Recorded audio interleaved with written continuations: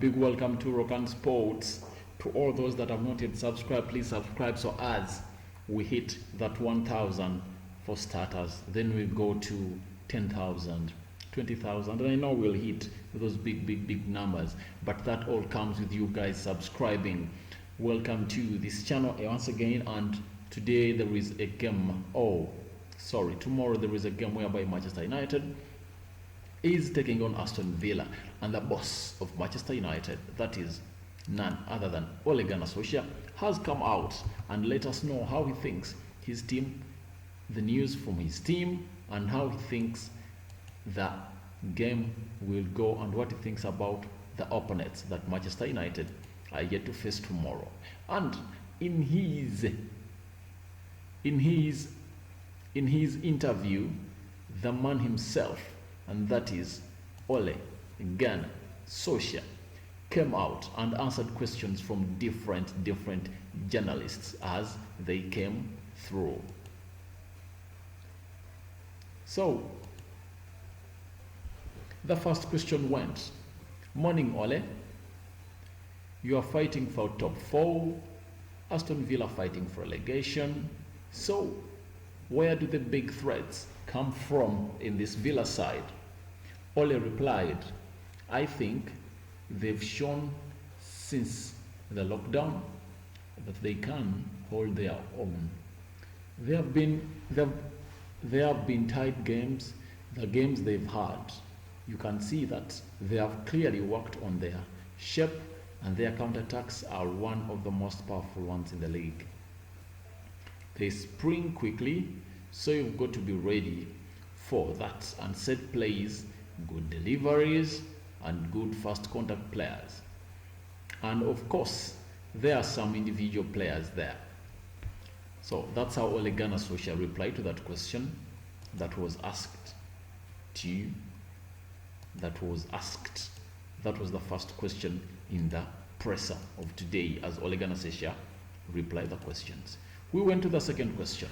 It read, "David De Gea is about to overtake Peter Schmeichel in terms of his appearances for Manchester United, having watched him from afar, and now obviously working with him. Firstly, did you think he would develop into the keeper we see today? And secondly, is that loyalty becoming more rare in football with the 9 years he has had with the club?" The boss, Ole Gunnar Solskjaer, replied and said, "Yeah, David, as you say, he's had some fantastic seasons here.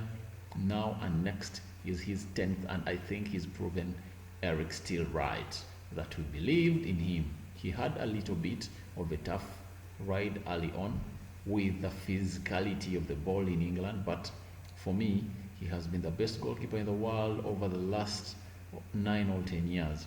And just work with him closely, you see, he's still keen to learn. He's still working hard.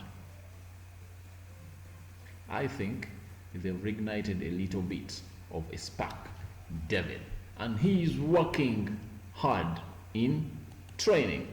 That was the second question, and that was his reply. We go to the third question. It read, "Jack Grealish was the standout player when you guys played at Old Trafford. Is he going to be the main threat again? And just how impressed have you been by him?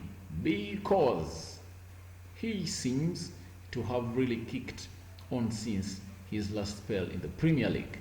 Ole Gunnar Solskjaer replied and said, "Well, I think in the last game, obviously, they caused us some problems, both Grealish off the left and El Ghazi off the right. Grealish caused us problems. He scored a fantastic goal, so there has been lots said and talked about him, and we need him to be aware of him. Whoever is close to him, if he's off the left or he's in the middle or the right, what he does is attract players to him and create space for others. There is not just one player in that Villa team. There are many of them."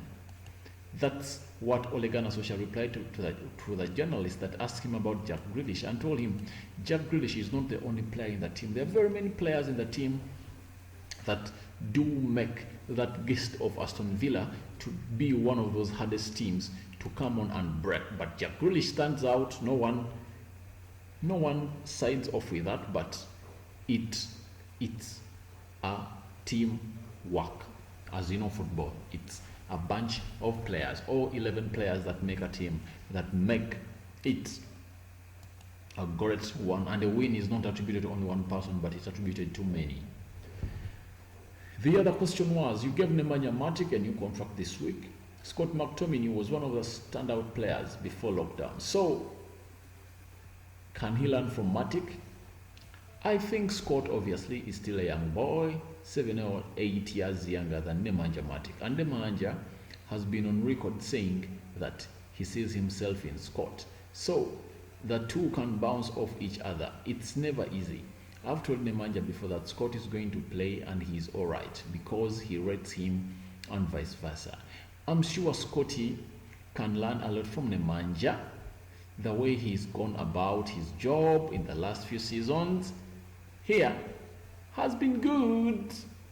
So that's what is said about Scott McTominay and Nemanja Matic. You know, before the lockdown, it was Scott McTominay into the picking order, and when after the lockdown, Scott McTominay was into the midfield with Freddie and Bruno Fernandes. But in the second half, Pogba came in and Nemanja Matic came in, and the team was all stable. So ever since then, all the next three games that United has played, that one against Sheffield, Brighton, Albion, and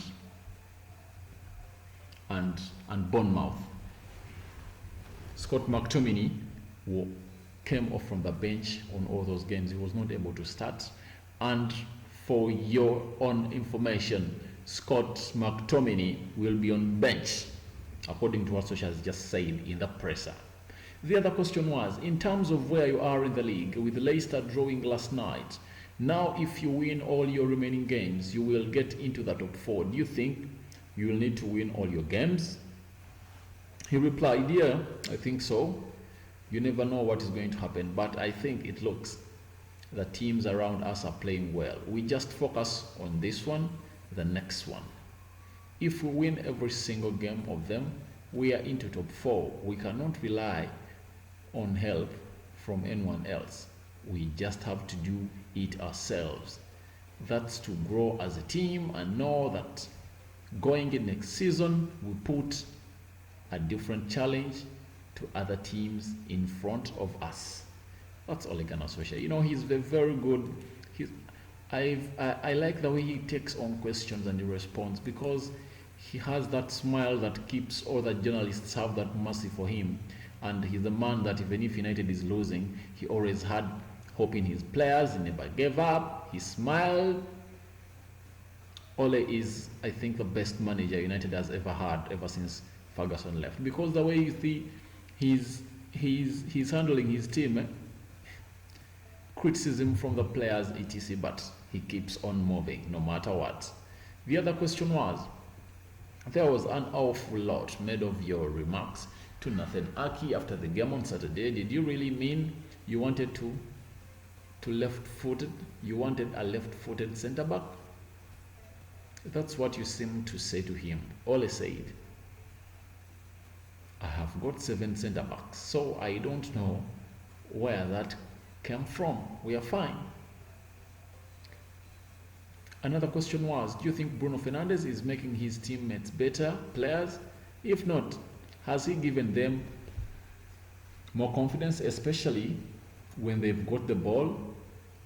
Ole said, I think it's gone both ways. I think Bruno has come into the club and seen how many good players there are at United.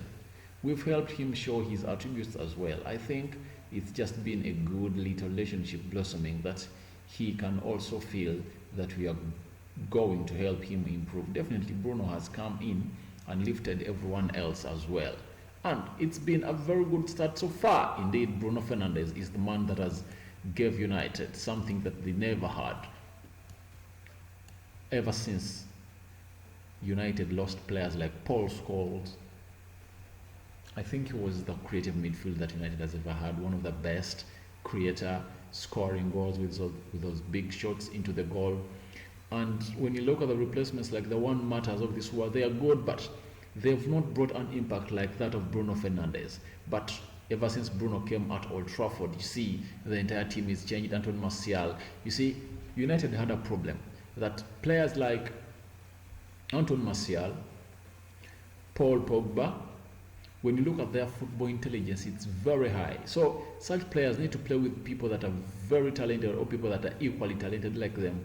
Their thinking and their football intelligence. When you look at Anton Martial, when he's playing with Bruno Fernandes, Paul Pogba, and yes, those two, you see that the way they interchange those passes, the way those passes come to you, it's beautiful, and the confidence has gained those players ever since Bruno Fernandes has come in. Now the last question was, given how well the forwards are doing and the minutes they are receiving, do you feel vindicated in the changes you made last summer? There was some criticism that there was no established number 9. For example, your old manager wasn't afraid of making unpopular decisions.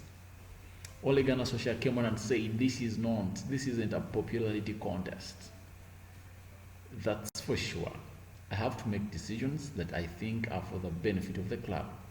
The decisions were made last summer and in January, bringing players in, allowing players to move on. I think, in my mind, they are always for the good of the club and the team, both in terms of giving youngsters a chance, but also in terms of giving trust to the other ones, while also accepting some players had been great servants to the club. So for me, I would still make the same decisions if I could go back 12 months or 6 months back. People have been always criticizing Solskjaer about making Anton Martial a number 9 and to be the lead scorer of the team, and they are laughing at him, but Anton Martial has proved them wrong. Ever since he's there, he has netted 20 goals, 15 in the Premier League and 5 Europa and in the FA Cup. So you have no reason of not giving Solskjaer kudos for making that decision, because Rashford is having his best season of his life, and the same applies to Anton Martial. Bruno Fernandes has come in. Now you see Mason Greenwood, the youngster, with 15. So a lot of work is being done at Old Trafford, and Solskjaer needs to be appreciated for this. So let's wait for what United is putting on table tomorrow or the field as they visit Aston Villa at Villa Park. Subscribe to this channel so as not to miss out on stories that we do air out on a daily. And please, ladies and gentlemen, whoever you're watching from, which country you're watching from, please feel free to go into the comment section and tell us what you think about this game of Manchester United and Aston Villa, and your reaction to the press conference of Ole Gunnar Solskjaer that took place today morning at Carrington, but it was via video conference. Bye bye for now.